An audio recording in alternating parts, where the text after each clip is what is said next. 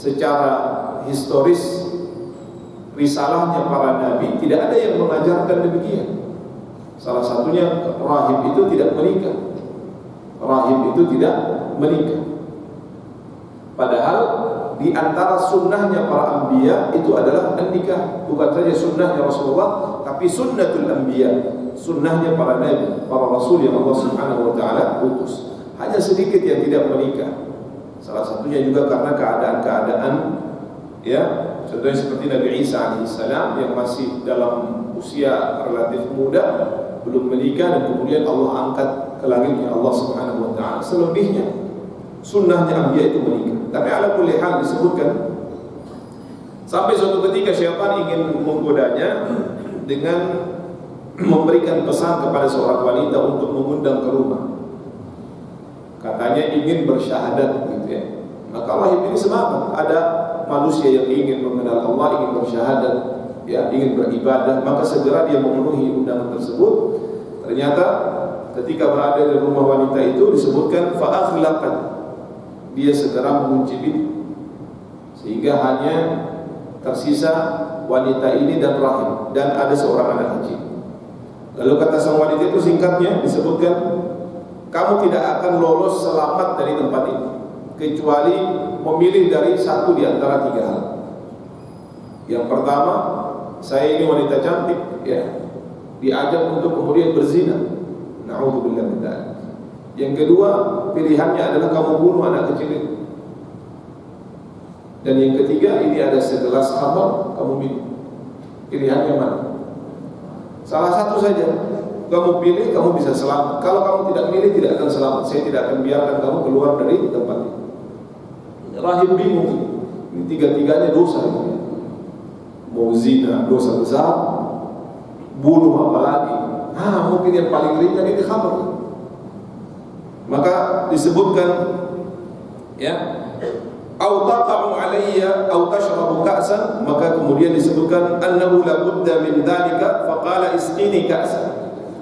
Kata rahib ini, ya sudah, sepertinya yang paling ringan ini khamr karena zina dosa besar, ya, bunuh apalagi dosa besar, ini khamr. Setelah ini saya bertaubat kepada Allah Subhanahu wa taala.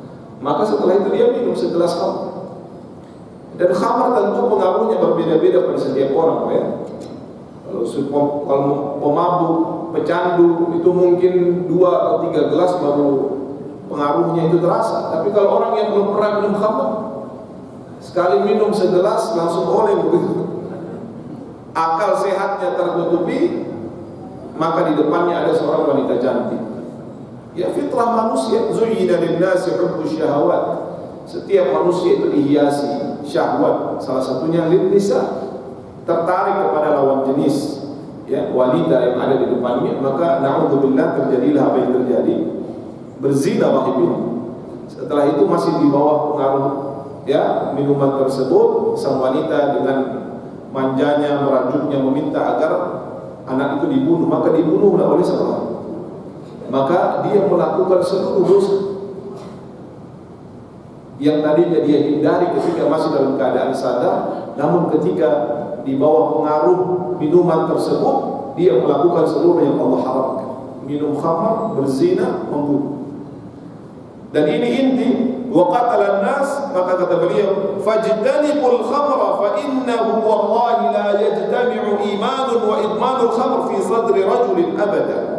Maka jauhilah minuman tersebut, jauhilah al-khamr, karena sesungguhnya demi Allah tidaklah berkumpul pada dada seorang manusia keimanan dan meminum khamr. Tidak akan berkumpul. Ya, kalau salah satunya ada, yang lain pasti akan pergi. Orang kalau ada keimanannya, dia tidak mungkin meminum khamr. Dan kalau dia meminum khamr, imannya pasti pergi dari dalam hati. Fi sadri rajulin abadan wa la yushikanna ahaduhum ma yukhrij sahibahu. Dan salah satu pasti akan mengeluarkan yang lain dari dada, ya, pemiliknya. Jadi tidak mungkin berkumpul antara khamr dan al-iman. Jadi sekalipun labelnya halal, lalu kemudian tulisnya Nabi, na'udzubillah min dzalik, hukumnya tetap haram. Dan ini yang sungguh sangat meresahkan ikhwatul iman, khususnya bagi awam, orang-orang awam itu yang tidak terlalu memperhatikan kandungan dari apa yang dia makan, yang dia minum, yang penting adalah bil halal, dia konsumsi. Ini yang ikhwatul iman sangat menakutkan di tengah-tengah umat saat ini. Itu baru satu yang ketahuan. Di luar sana mungkin berapa banyak lagi yang demikian. Dan ini perlu kepedulian kita. Yang terakhir ikhwatul iman hafizahumullah, disebutkan saudara hafizahumullah bahwa di antara kemudaratan itu adalah bahwa minuman itu adalah minuman yang dilaknat oleh Rasulullah. Nah, di surga nanti adalah khamr. Dan khamarnya di surga itu berbeda dengan khamar yang ada di dunia. Ladzatul lisyaribin, dia lezat bagi orang-orang yang meminumnya, tidak memabukkan sedikit.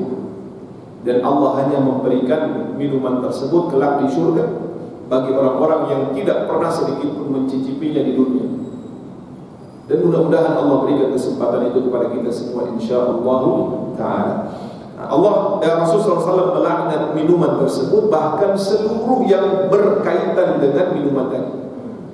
Seluruh orang yang berinteraksi dengan minuman tersebut dilaknat oleh Rasulullah. Dalam hadis yang diriwayatkan oleh Bukhari dan Muslim dari Abu Hurairah dari Anas bin Malik radhiyallahu anhu bahwasanya Rasulullah sallallahu alaihi wasallam bersabda, atau sebelumnya dalam hadis yang lain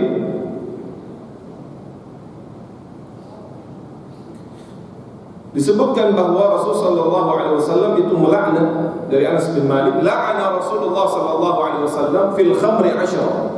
Rasulullah melaknat pada khamar itu ada 10 golongan. Yang pertama disebutkan asiraha, orang yang memerasnya atau orang yang membuatnya, dilaknat oleh Rasulullah. Sekalipun si pembuat ini tidak mengkonsumsi. Kalau dia yang membuat al-khamr, dia mendapatkan laknat Rasulullah sallallahu alaihi wasallam. Dan laknat itu menjauhkan seseorang dari rahmat. Padahal salah satu yang kita inginkan untuk kita dapatkan kelak di hari kiamat adalah syafaat Rasulullah sallallahu alaihi wasallam. Bagaimana mungkin mendapatkan syafaat kalau dia melakukan sesuatu yang mendatangkan murka Rasulullah sallallahu alaihi wasallam? Bahkan Rasulullah melaknat.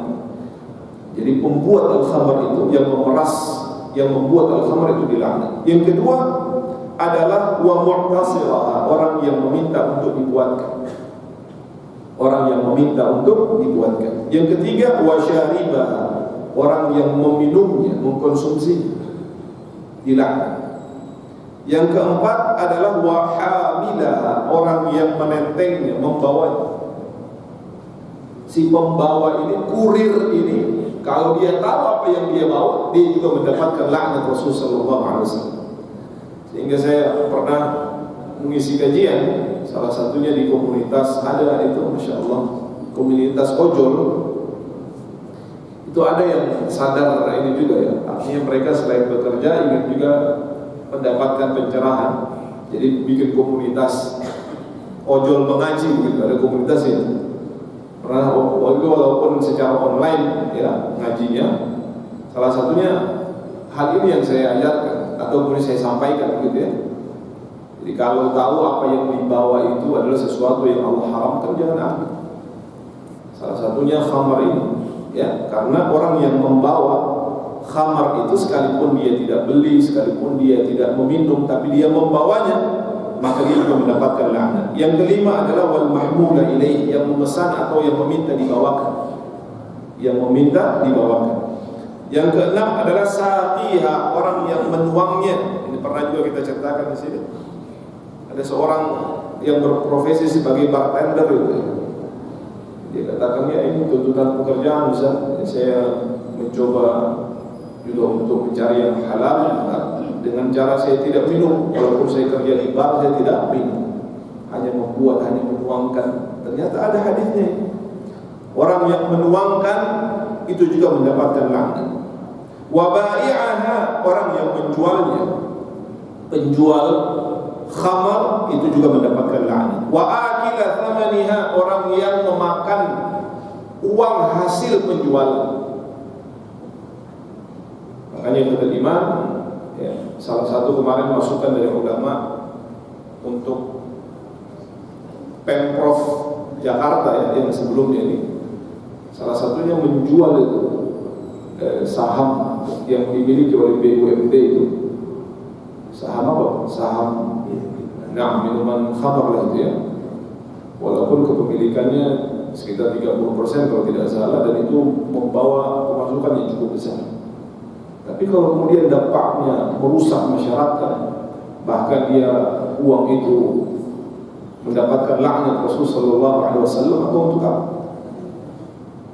Kemudian wal mushtari laha wal mushtara. Yang ke-9 dan ke-10 adalah orang yang membelinya, kita suruh orang beli begitu, dan orang yang meminta dibelikan. 10 golongan ini semuanya mendapatkan laknat Rasulullah SAW.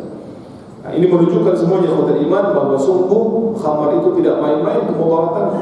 Dia menimbulkan kemudaratan pada kesehatan, dia menimbulkan keresahan pada kehidupan berumah tangga, bermasyarakat dan lain sebagainya. Sekalipun Allah tidak menafikan adanya kemanfaatan yang sedikit, namun kemudaratannya jauh lebih besar, keburukannya jauh lebih besar, dan juga tentu saja dosanya itu lebih besar di sisi Allah Subhanahu wa taala. Maka kita bermohon tentu saja kepada Allah Subhanahu wa taala, kiranya Allah lindungi diri kita, keluarga kita, masyarakat kita, lingkungan kita, dan insya Allah bangsa dan negara kita dari minuman tersebut atau dari khamar tersebut.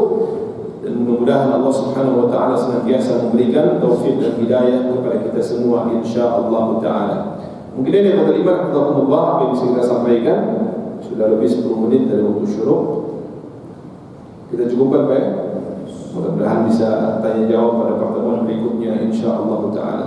Kita akhiri dengan majlis subhanakallahumma wa bihamdik asyhadu an la ilaha illa anta astaghfiruka wa atubu ilaik. أقول قولي هذا وأستغفر الله لي ولكم ولسائر المسلمين والمسلمات وفوق كل ذي علم عليم. وصل اللهم على نبينا محمد وعلى آله وصحبه وبارك وسلم. وآخر دعوانا الحمد لله رب العالمين. ثم السلام عليكم ورحمة الله وبركاته.